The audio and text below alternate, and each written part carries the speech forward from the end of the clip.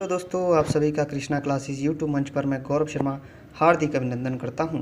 हाल ही में बीजेपी नेतृत्व एनडीए सरकार ने उपराष्ट्रपति उम्मीदवार जगदीप धनखड़ को घोषित किया है, जिसके साथ जगदीप धनखड़ एक सुर्खियों का विषय बन चुके हैं। तो आज हम विश्लेषण करेंगे कि जगदीप धनखड़ के बारे में सबसे पहले हम जानेंगे और उसके बाद मैं आपको उपराष्ट्रपति से संबंधित चुनाव से संबंधित पूरी जानकारी आपको मुहैया कराऊँगा और अंत में मैं आपको एक प्रश्न दूँगा। तो शुरू करते हैं। सबसे पहले हम जगदीप धनखड़ के बारे में पढ़ते हैं। जगदीप धनखड़ का जन्म 18 मई 1951 को हुआ था और प्रेजेंट टाइम में ये वेस्ट बंगाल के उपराज्यपाल है और बीजेपी के ये मेंबर भी है साथ ही में। और ये चंद्रशेखर के समय में minister of state for parliamentary affair रह चुके हैं। और एक बात आपको और ध्यान रखनी है, जगदीप धनखड़ का जन्म राजस्थान में हुआ था। तो अब हम देखेंगे कि अब तक हमारे कितने उपराष्ट्रपति बने हैं और जगदीप धनखड़ अगर चुनाव जीतते हैं, जो कि उनकी संभावनाएं 100% है, तो वो कौन से नंबर के उपराष्ट्रपति बनेंगे। अब तक हमारे टोटल 13 उपराष्ट्रपति बने हैं। और पहले अगर उपराष्ट्रपति की बात करें तो सर्वपल्ली राधाकृष्ण है और ये पहले ऐसे उपराष्ट्रपति थे जो 2 बार चुनाव जीते थे और बाद में ये राष्ट्रपति भी बने थे। अब तक मात्र 2 उपराष्ट्रपति 2 बार उपराष्ट्रपति का चुनाव जीते हैं, लगातार 2 बार उपराष्ट्रपति बने हैं या 1 से ज़्यादा बार उपराष्ट्रपति बने हैं। सबसे पहले सर्वपल्ली राधाकृष्ण और दूसरे आपके मोहम्मद हामिद अंसारी। तो आगे बढ़ते हैं, हम उपराष्ट्रपति से संबंधित कुछ तथ्यों के बारे में आपको मैं जानकारी देता हूँ। सबसे पहले जो तथ्य है, जो वाइस प्रेसिडेंट सर्वपल्ली राधाकृष्ण है वो बाद में पहले वाइस प्रेसिडेंट रहे थे और फिर बाद में प्रेसिडेंट बने थे इंडिया के 1962 में। सर्वपल्ली राधाकृष्ण पहले व्यक्ति थे जो वाइस प्रेसिडेंट और प्रेसिडेंट बने थे।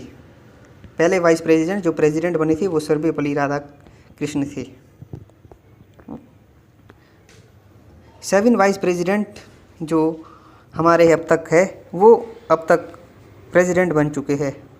7 उपराष्ट्रपति जो कि बाद में प्रेसिडेंट बने। There are only 2 vice president of India who served twice. अब तक सिर्फ 2 ही उपराष्ट्रपति है जो 2 बार चुनाव जीते हैं उपराष्ट्रपति का। सबसे पहले सर्वपल्ली राधाकृष्ण और दूसरे आपके हामिद अंसारी, जैसा कि मैंने आपको बता दिया था इससे पहले वाली स्लाइड में। Only vice president who work earlier as chief minister of state. ऐसे उपराष्ट्रपति, एकमात्र उपराष्ट्रपति जो कि चीफ मिनिस्टर रहे हैं स्टेट के, वो है आपके शंकर दयाल शर्मा, जो कि इंडियन नेशनल कांग्रेस से ताल्लुक़ रखते थे।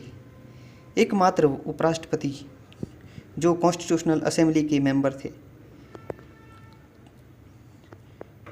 वो आपके R Venkataraman. Only vice president who for the election for post of the president, लेकिन हार गए थे। एकमात्र उपराष्ट्रपति जो प्रेसिडेंट के पोस्ट के लिए चुनाव लड़े लेकिन हार गए थे वो है आपके बैरून सिंह शेखावत। ही फॉर द इलेक्शन, प्रेसिडेंट के लिए इन्होंने इलेक्शन लड़ा और प्रतिभा देव पाटिल के विरुद्ध इन्होंने इलेक्शन लड़ा लेकिन चुनाव हार गए थे। अब हम महत्वपूर्ण अनुच्छेद जो कि उपराष्ट्रपति से संबंधित है। सबसे पहले आर्टिकल 63 जो कि कहता है कि भारत का उपराष्ट्रपति होना चाहिए, there shall be vice president of India. Article 64, इसके बाद सेकंड आर्टिकल जो कहता है कि vice president ex officio chairman होगा काउंसिल ऑफ स्टेट। इसका मतलब क्या होता है एक्स ऑफिशियो का, इसके बारे में मैं आपको बताता हूँ। जब वाइस प्रेसिडेंट बनता है तो वो वाइस प्रेसिडेंट की शपथ लेता है, ना कि council of state. Council of state मतलब राज्यसभा। जब वाइस प्रेसिडेंट बनता है तो उसको राज्यसभा की शपथ लेने की ज़रूरत नहीं पड़ती है। ये आपके अनुच्छेद 64 पे दिया गया है, आर्टिकल 64 में। अब नेक्स्ट अनुच्छेद है आपका आर्टिकल 66। हम सिर्फ महत्वपूर्ण अनुच्छेदों पे चर्चा करेंगे जो कि आपके एग्ज़ाम पर्सपेक्टिव से काफ़ी ही इम्पोर्टेंट है। आर्टिकल 66 कहता है कि वाइस प्रेसिडेंट का इलेक्शन कैसे होगा। इसमें कहा गया है कि वाइस प्रेसिडेंट के इलेक्शन में सिर्फ जो इलेक्टोरल कॉलेज होगा उसमें आपके मेंबर होंगे दोनों हाउस के पार्लियामेंट के, members of both house of parliament, और जो इलेक्शन होगा system of proportional representation bye means of single transferable vote. जैसा कि मैंने एक वीडियो बनाई थी प्रेसिडेंट की, जो कि आपने बहुत प्यार दिया, लगभग 1.6 के उसके में अभी व्यूज़ है, 1.6 प्लस। तो उसमें बताया था मैंने सिस्टम ऑफ प्रोपोर्शनल रिप्रेजेंटेशन कैसे होता है। तो मैं आपको दोबारा बताता हूँ। मान लीजिए 3 कैंडिडेट चुनाव में खड़े उठते, 1 2 3, और 1 को आपको 40 वोट पड़ते हैं, और 2 को आपको 35, और 3 को आपके 25। तो जिसके सबसे जो कम वोट है वो इन दो में ट्रांसफ़र हो जाएंगे, जो इनकी सेकंड प्रेफरेंस होगी।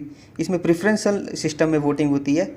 मान लीजिए कि थर्ड जो जिन्होंने 25 लोगों ने थर्ड को वोट दिया, तो इनकी जो सेकंड प्रेफरेंस देखी जाएगी। पहली प्रेफरेंस थर्ड की थी, लेकिन जो इनकी सेकंड प्रेफरेंस थी, सेकंड प्रेफरेंस जो 15 लोगों ने आपका 1 को प्रेफरेंस किया, जो थर्ड की सेकंड प्रेफरेंस थी, 15 लोगों ने 1 को प्रेफरेंस किया और 10 लोगों ने आपको 2 को प्रेफरेंस किया। तो बाद में कैलकुलेट करेंगे तो 55 आपको ए को टोटल वोट और 45 आपको बी को। इस तरीके से वोटिंग होती है। System of proportional representation bye means of single transferable vote. जो वोट होता है वो ट्रांसफ़र होता है। ओके, अब आर्टिकल 67 कहता है कि वाइस प्रेसिडेंट तब तक फंक्शन करेगी जब तक नया वाइस प्रेसिडेंट चुनकर नहीं आते हैं, जब तक सक्सेसर चुनकर नहीं आते हैं। ये आपका आर्टिकल 67 का सी क्लॉज में दिया गया है, सी क्लॉज आर्टिकल 67 का। अब नेक्स्ट है आपका, अगर हम देखें कि जो चुनाव हो गए, तो मैंने आपको बताया था कि इसमें सिर्फ वो आपके लोकसभा और राज्यसभा के इलेक्टेड और नॉमिनेटेड मेंबर वोट करते हैं। तो अभी स्थिति देखेंगे कि लोकसभा की क्या स्थिति है, लोकसभा की ऑफिशियल वेबसाइट में, फिर उसके बाद हम राज्यसभा की स्थिति देखेंगे। तो सबसे पहले हमें लोकसभा की ऑफिशियल वेबसाइट में जाना होगा कि क्या स्थिति है। ये देख सकते हैं आप लोकसभा की ऑफिशियल वेबसाइट में।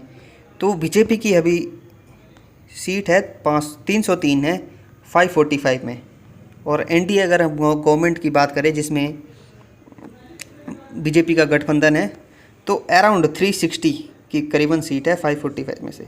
और कांग्रेस की बात करें, कांग्रेस की सीट है आपकी INC, आप देख रहे हैं 53 सीट है।